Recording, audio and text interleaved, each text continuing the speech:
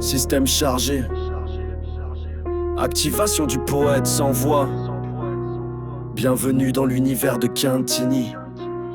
Dans le reflet brisé de son miroir d'argent, un jeune homme se contemple, fier et flamboyant. Son cœur déborde d'une certitude aveugle, un savoir suppose et des illusions qui le beuglent. Le monde à ses pieds, il croit tout dominer. Les conseils des aînés, il refuse d'écouter. Je sais mieux, clame-t-il avec insolence. Son arrogance, un bouclier contre l'ignorance. Il foule des chemins pavés de ses erreurs. Chaque pas, une chute, chaque mot, une douleur. Les voix sages autour de lui sont des murmures lointains, étouffés par l'écho de son propre refrain.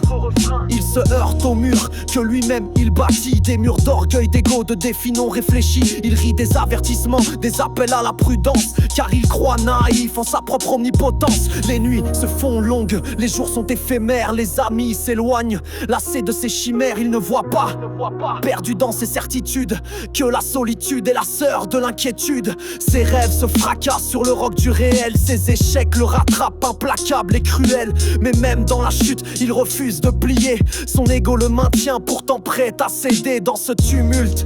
Il finira par apprendre que la sagesse vient souvent d'une brûlure tendre. Qu'il faut tomber pour mieux se relever, qu'il faut douter pour vraiment s'élever. Loin des certitudes, l'humilité attend, patiente et douce comme une brise au levant. Elle murmure des vérités qu'il n'a pas su entendre, des leçons de vie qu'il doit encore comprendre. Peut-être qu'un jour, il ouvrira les yeux et verra dans le miroir un être moins orgueilleux, un cœur moins certain mais plus ouvert aux autres, un esprit plus grand, moins enfermé dans le vôtre. Alors il saura que la vraie connaissance ne se trouve pas dans l'ego mais dans la reconnaissance, d'accepter ses failles, de se laisser guider par ceux qui avant lui ont aussi trébuché.